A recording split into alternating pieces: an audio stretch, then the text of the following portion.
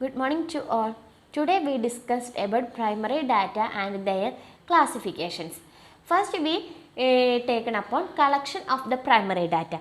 The collection of primary data. The data collection vary in terms of their cost, quality and depth of the information they supply. The data collection depend ചെയ്തിരിക്കുന്നത് അതിൻ്റെ കോസ്റ്റിന്, ക്വാളിറ്റീന്, അതേപോലെ തന്നെ ഇൻഫോർമേഷൻ്റെ ഡിപ്പെൻഡൻസിനൊക്കെ base ചെയ്തിട്ടാണ് data collection vary ചെയ്തിരിക്കുന്നത്. അപ്പോൾ data collection may be വാരി in terms of their cost, quality, depth of information, ഇതിനൊക്കെ base ചെയ്തിട്ടാണ് നമ്മുടെ ഡാറ്റ കളക്ഷൻ ഇരിക്കുന്നത്. അപ്പോൾ ഡാറ്റ നമ്മളെപ്പോഴും കളക്ട് ചെയ്യുമ്പോൾ അതിൻ്റെ കോസ്റ്റും അതിൻ്റെ ക്വാളിറ്റിയും അതേപോലെ തന്നെ ഡെപ്ത് ഓഫ് ഇൻഫോർമേഷൻസും ഒക്കെ നമ്മൾ കൺസിഡർ ചെയ്യും. The collection of data can be mainly classified into two types: quantitative methods and qualitative methods. What is quantitative methods? That means we can focus on numbers. That is quantitative. We measured in quantity. അതാണ് quantitative method എന്ന് പറയുന്നത്. Quantitative method mainly focused on numbers or measurements. It must be reliable. The quantitative method എന്ന് പറഞ്ഞാൽ എന്താണ്? ഇത് mainly focus ചെയ്തിരിക്കുന്നത് നമ്പേഴ്സിനെയും അതേപോലെ തന്നെ മെഷർമെൻറ്റ്സിനെയും ആയിരിക്കും ക്വാണ്ടിറ്റേറ്റീവ് മെത്തേഡിൽ മെയിൻലി ഫോക്കസ് ചെയ്തിരിക്കുന്നത്. അതേപോലെ തന്നെ ക്വാണ്ടിറ്റേറ്റീവ് മെത്തേഡ്സ് കുറച്ചും കൂടി റിലയബിൾ ആണ്. അതാണ് ക്വാണ്ടിറ്റേറ്റീവ് മെത്തേഡ്സിൽ പറഞ്ഞത്. Next we move on qualitative methods. Qualitative method means it mainly focused on their quality. It is not focused on numbers and measurements. അപ്പോൾ ക്വാളിറ്റേറ്റീവ് മെത്തേഡ് എന്ന് പറഞ്ഞാൽ എന്താണ്? It focused on quality. Qualitative മെത്തേഡിൽ focus ചെയ്യുന്നത് ക്വാളിറ്റീസിനെ ആയിരിക്കും. ഇതിൻ്റെ അകത്ത് ലെസ് ഫോക്കസ് ആയിരിക്കും നമ്മൾ നമ്പേഴ്സിനും അതേപോലെ തന്നെ അതർ ഓപ്പർച്യൂണിറ്റീസിനും നമ്മൾ കൊടുക്കുന്നത്. അതേപോലെ തന്നെ ക്വാളിറ്റേറ്റീവ് മെത്തേഡ് എന്ന് പറഞ്ഞിട്ടുണ്ടെങ്കിൽ മോർ ഇൻഡെപ്ത് ഇൻഫോർമേഷൻസ് ആണ്. അതായത് ആ സ്റ്റഡീനെ കുറിച്ച് കുറച്ചും കൂടി ഇൻഡെപ്ത് ആയിട്ടുള്ള ഇൻഫോർമേഷൻസ് ആണ് നമ്മൾ ക്വാളിറ്റേറ്റീവ് മെത്തേഡ്സിൽ യൂസ് ചെയ്യുന്നത്. But collection of primary data can be classified into two types: quantitative methods and qualitative methods. Quantitative methods can be measured in numbers and measurements. In case of qualitative methods, it can mainly concentrate into quality. That means it is less concentrated on numbers and measurement. It is more in-depth study. This is the quantitative and qualitative methods. Next we move on methods of collecting primary data. The methods of collecting primary data can be classified into many types. First one is observation, experimentation, stimulation, interview, use telephone, panel method, mail survey, projective techniques, sociometry, focus group discussion and content analysis. These are the methods of collecting primary data. The widely used methods are observation, experimentation, interview, use telephone and mail survey is the mainly focused primary data collection methods. Next we move on choice of the method of data collection.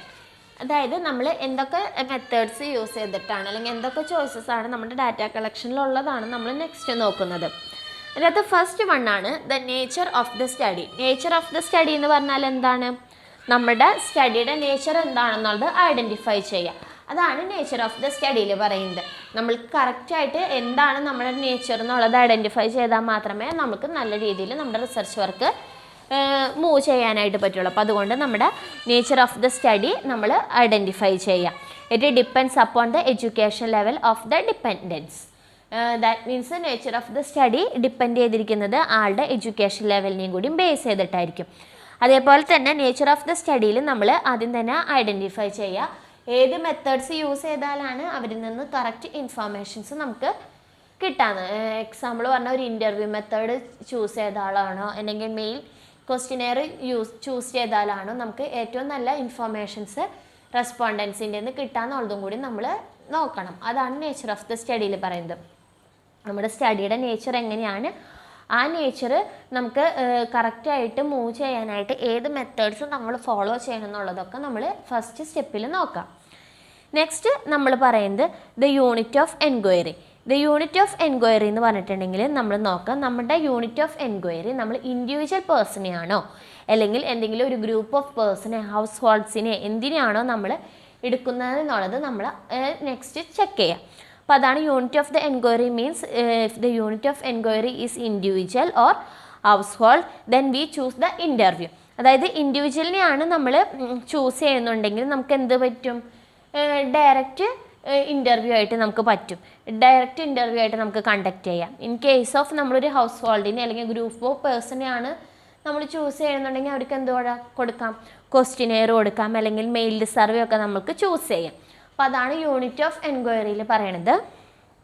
നമ്മൾ check ചെയ്യുക, നമ്മൾ individual പേഴ്സണെയാണോ അല്ലെങ്കിൽ group of പേഴ്സണെയാണോ നമ്മൾ choose ചെയ്യാൻ ആഗ്രഹിക്കുന്നത്, അതിനനുസരിച്ചുള്ള methods ആയിരിക്കണം നമ്മളവിടെ അഡോപ്റ്റ് ചെയ്യുന്നത്.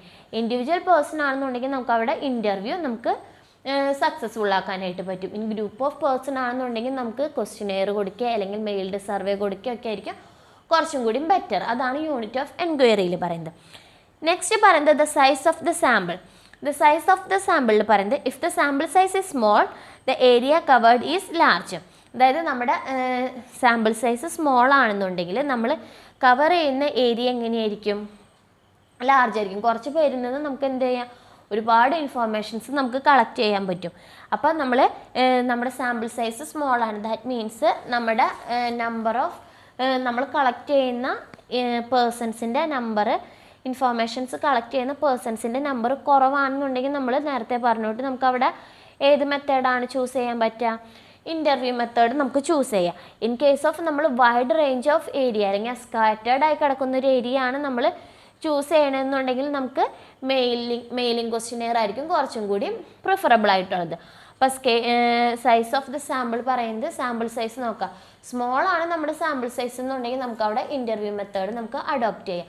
In case of wide range of sample size ആണ് നമ്മൾ ചൂസ് ചെയ്യുന്നുണ്ടെങ്കിൽ അവിടെ മെയിൽഡ് ക്വസ്റ്റിനെയർ ആയിരിക്കും നമുക്ക് കുറച്ചും കൂടി ബെറ്റർ ആയിട്ടുള്ളത്.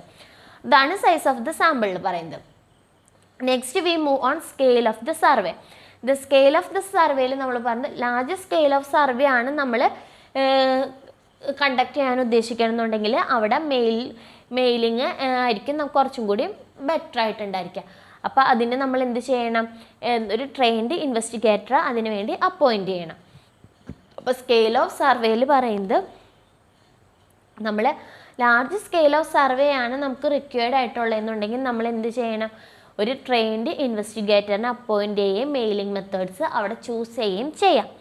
നെക്സ്റ്റ് നമുക്ക് പറയുന്നതാണ് respondents education level. Respondents education level എന്ന് പറഞ്ഞിട്ടുണ്ടെങ്കിൽ എഡ്യൂക്കേറ്റഡ് ആയിട്ടുള്ള പേഴ്സൺസിന്, അതായത് റെസ്പോണ്ടൻസിൻ്റെ എഡ്യൂക്കേഷൻ ലെവൽ എങ്ങനെയായിരിക്കണം എന്നുള്ളതാണ് പറയുന്നത്. അപ്പോൾ എഡ്യൂക്കേറ്റഡ് ആയിട്ടുള്ളൊരു പേഴ്സൺ ആണെന്നുണ്ടെങ്കിൽ അവർക്ക് ഇപ്പോൾ ഒരു മെയിൽഡ് ക്വസ്റ്റിനെയർ അയച്ചു കൊടുത്താലും അവർക്കത് ആൻസർ ചെയ്യാനായിട്ട് പറ്റും. കാരണം അവർ ലിറ്ററേറ്റ് ആണ്, അവർക്ക് അതിൽ നിന്നുള്ള ഇൻഫോർമേഷൻസ് വായിച്ചെടുക്കാനും എന്താണ് ചോദിച്ചിരിക്കുന്നത് മനസ്സിലാക്കാനും പറ്റും. ഇൻ കേസ് ഓഫ് അൺഎഡ്യൂക്കേറ്റഡ് ആണെന്നുണ്ടെങ്കിൽ അവിടെ കൂടുതൽ നല്ലത് എന്താണ്, ഇൻ്റർവ്യൂ മെത്തേഡാണ്. കാരണം നമ്മുടെ ഇൻ്റർവ്യൂവറിന് അല്ലെങ്കിൽ റിസർച്ചർക്ക് ഡയറക്റ്റ് ആയിട്ട് അവരോട് ക്വസ്റ്റ്യൻ ചോദിച്ച് ആൻസർ അവരിൽ നിന്ന് എഴുതി വാങ്ങാൻ കളക്ട് ചെയ്യാനായിട്ട് പറ്റും. ഇപ്പം ലിറ്ററേറ്റ് പീപ്പിൾ ആണെന്നുണ്ടെങ്കിൽ അവർക്ക് എഴുതാനും വായിക്കാനും അറിയുന്നതുകൊണ്ട് അവർക്ക് മെയിൽഡ് ആയാലും കുഴപ്പമില്ല. പക്ഷേ ഇൻലിറ്ററേറ്റ് പീപ്പിൾ ആണെന്നുണ്ടെങ്കിൽ അവർക്ക് എഴുതാനോ വായിക്കാനോ ഒന്നും ചിലപ്പോൾ അറിഞ്ഞെന്ന് വരില്ല. അപ്പം അതുകൊണ്ട് ഡയറക്റ്റ് ഒരു ഇൻ്റർവ്യൂ നടത്തുന്നതായിരിക്കും കുറച്ചും കൂടി ബെറ്റർ. അതാണ് ഇപ്പോൾ എഡ്യൂക്കേഷൻ ലെവലിൽ, റെസ്പോണ്ടൻസ് എഡ്യൂക്കേഷൻ ലെവലിൽ പറയുന്നത്.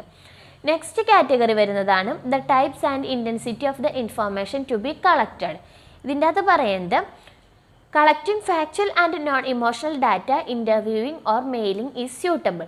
അതായത് നമ്മൾ ഫാക്ച്വൽ അല്ലെങ്കിൽ നോൺ ഇമോഷണൽ ഡാറ്റാസ് ആണ്, അതായത് നമുക്ക് അവരിൽ നിന്ന് ഡാറ്റാസ് മാത്രം കളക്ട് ചെയ്താൽ മതി, അവർ ഇമോഷൻസും കാര്യങ്ങളൊന്നും നമുക്ക് മനസ്സിലാക്കണ്ടെന്നുണ്ടെങ്കിൽ നമുക്കവിടെ മെയിലിംഗ് ഒക്കെ നമുക്ക് സ്യൂട്ടബിൾ ആയിട്ട് തോന്നും.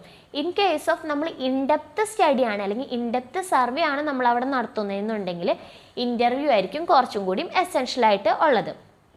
അപ്പോൾ ഇതുവഴി നമുക്ക് അവരുടെ ആറ്റിറ്റ്യൂഡ്സും അവരുടെ ഇമോഷനും ഫീലിങ്സും ഒക്കെ നമുക്ക് അണ്ടർസ്റ്റാൻഡ് ചെയ്യാനായിട്ട് പറ്റും. അതാണ് പറയുന്നത് the type and intensity of the information to be കളക്റ്റഡിൽ പറയണത് എന്താണെന്ന് വെച്ചിട്ടുണ്ടെങ്കിൽ നമുക്ക് ഒരു ഇമോഷണൽ ഡാറ്റാസ് ആണ് നമ്മൾക്ക് വേണ്ടതെന്നുണ്ടെങ്കിൽ നമുക്ക് അവിടെ മെയിൽഡ് ക്വസ്റ്റിനെയർ സ്യൂട്ടബിൾ ആയിരിക്കും. ഇൻ കേസ് ഓഫ് നമുക്ക് ഇൻഡെപ്ത് സർവേയാണ് വേണ്ടതുണ്ട്, അതായത് അവരുടെ ഇമോഷൻസും കാര്യങ്ങളുടെ ഒക്കെ മെഷർമെൻറ്റ് നമുക്ക് എടുക്കണം എന്നുണ്ടെങ്കിൽ നമ്മൾ എന്താണ് ചെയ്യേണ്ടത്, അവിടെ കൂടുതൽ സ്യൂട്ട് ആവുന്നത് എന്തായിരിക്കും, ഇൻ്റർവ്യൂ മെത്തേഡ് ആയിരിക്കും അവിടെ കൂടുതൽ സ്യൂട്ട് ആവുന്നത്. കാരണം അവർ ഇമോഷൻസും കാര്യങ്ങളൊക്കെ നമുക്ക് ഡയറക്റ്റ് ആയിട്ട് ഒബ്സർവ് ചെയ്യാനും അത് റെക്കോർഡ് ചെയ്യാനും പറ്റും. അപ്പോൾ അതാണ് അതിൻ്റെ അകത്ത് പറയുന്നത്. നെക്സ്റ്റ് പറയുന്നതാണ് availability of skilled persons. Availability of skilled person എന്ന് പറഞ്ഞാൽ എന്താണ്, സ്കിൽഡ് എഡ്യൂക്കേറ്റഡ് ആയിട്ടുള്ള പേഴ്സൺസിൻ്റെ അവൈലബിലിറ്റി നോക്കുക. അതാണ് അവൈലബിലിറ്റി ഓഫ് സ്കിൽഡ് പേഴ്സണിൽ പറയുന്നത്. നെക്സ്റ്റ് പറയുന്നത് റിക്വയർഡ് ആക്യുറസി.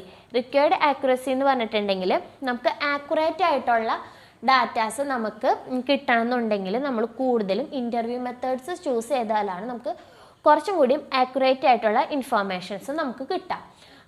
അതാണ് ആക്യുറസിയിൽ പറയുന്നത്. ആക്യുറേറ്റ് ആയിട്ടുള്ള ഇൻഫർമേഷൻസ് നമ്മൾക്ക് കിട്ടണം എന്നുണ്ടെങ്കിൽ നമ്മൾ കൂടുതലും ഇൻ്റർവ്യൂ മെത്തേഡ് അഡോപ്റ്റ് ചെയ്യണതായിരിക്കും കുറച്ചും കൂടി സ്യൂട്ടബിൾ ആയിട്ടുള്ളത്. അപ്പോൾ ഇത്രയാണ് choice of method of collecting ഡാറ്റയിൽ പറയുന്നത്. അപ്പോൾ ഫസ്റ്റ് വൺ പറയുന്നത് നേച്ചർ ഓഫ് ദി സ്റ്റഡി. നമ്മൾ ആദ്യം തന്നെ എന്താണ് അതിൻ്റെ നേച്ചർ എന്നുള്ളത് കറക്റ്റായിട്ട് ഐഡൻറ്റിഫൈ ചെയ്യാം. നെക്സ്റ്റ് കറക്റ്റ് നേച്ചറായിട്ട് നമ്മൾ ഐഡൻറ്റിഫൈ ചെയ്യാന്ന് പറഞ്ഞിട്ടുണ്ടെങ്കിൽ മെയിലിംഗ് ആണോ ഇൻ്റർവ്യൂ ആണോ കൂടുതൽ ആ സിറ്റുവേഷനിൽ അല്ലെങ്കിൽ ആ നേച്ചറിൽ സ്യൂട്ട് ആവാന്നുള്ളത് മനസ്സിലാക്കാം. നെക്സ്റ്റ് പറയുന്നത് unit of the enquiry means ഇൻഡിവിജ്വലിനെ ആണോ അല്ലെങ്കിൽ ഒരു ഗ്രൂപ്പ് ഓഫ് പേഴ്സൺസിനെ ആണോ നമ്മൾ ഒബ്സർവ് ചെയ്യണമെന്ന് നോക്കാം. എന്നിട്ട് അവർക്ക് ഏതാണോ മെയിൽഡ് ആണോ ഇൻ്റർവ്യൂ മെത്തേഡാണോ സ്യൂട്ടബിൾ എന്ന് നോക്കാം. നെക്സ്റ്റ് സൈസ് ഓഫ് ദ സാമ്പിളിൽ പറയുന്നത് സാമ്പിൾ സൈസ് സ്മോൾ ആണെന്നുണ്ടെങ്കിൽ അവിടെ ഇൻ്റർവ്യൂ മെത്തേഡ് യൂസ് ചെയ്യുക. ഇൻ കേസ് ഓഫ് സ്കാറ്റേർഡ് ആയിട്ടുള്ള ഏരിയയിലാണ് കിടക്കണമെന്നുണ്ടെങ്കിൽ അവിടെ മെയിലിംഗ് നമുക്ക് പ്രിഫറബിൾ ആയിരിക്കും. In case of scale of സർവേയിൽ പറയുന്നത് ലാർജ് സ്കെയിൽ ആണെന്നുണ്ടെങ്കിൽ അവിടെ മെയിലിംഗ് ആയിരിക്കും കുറച്ചും കൂടി നല്ലത്. ഇൻ സ്മോൾ സർവേ ആണ് കണ്ടക്ട് ചെയ്യുന്നുണ്ടെങ്കിൽ അവിടെ ഇൻ്റർവ്യൂ മെത്തേഡ് ആയിരിക്കും കുറച്ചും കൂടി സ്യൂട്ടബിൾ. നെക്സ്റ്റ് എഡ്യൂക്കേഷൻ ലെവലിൽ എന്താ പറയണതെന്ന് വെച്ചിട്ടുണ്ടെങ്കിൽ എഡ്യൂക്കേറ്റഡ് ആയിട്ടുള്ള പേഴ്സൺസിനാണെന്നുണ്ടെങ്കിൽ സർവേ മെത്തേഡ്, അതായത് മെയിൽഡ് സർവേ മെത്തേഡ് കുറച്ചും കൂടി സ്യൂട്ടബിൾ ആയിരിക്കും.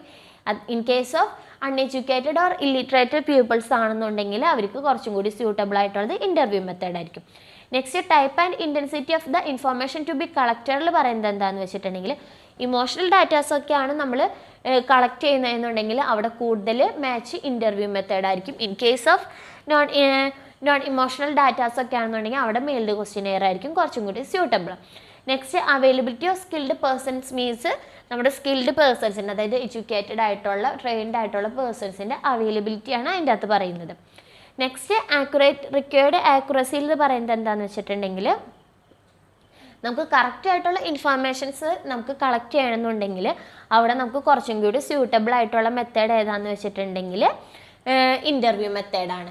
ഇതാണ് ഇൻ ആക്യുറസിയിൽ പറയുന്നത്. അപ്പോൾ these are the choice of the method of data collection. അപ്പോൾ ഇന്നത്തെ ക്ലാസ് ഇത്രയേ ഉള്ളൂ. നാളെ നമ്മൾ ഒബ്സർവേഷൻ, അതായത് പ്രൈമറി ഡാറ്റ കളക്ഷൻ്റെ നെക്സ്റ്റ് സ്റ്റേജായ ഒബ്സർവേഷൻ എന്നുള്ള ഹെഡിങ്ങിലേക്ക് നമ്മൾ മൂവ് ചെയ്യാണ്. അപ്പോൾ ഇന്നത്തെ ക്ലാസ് ഇത്രയേ ഉള്ളൂ. Thank you.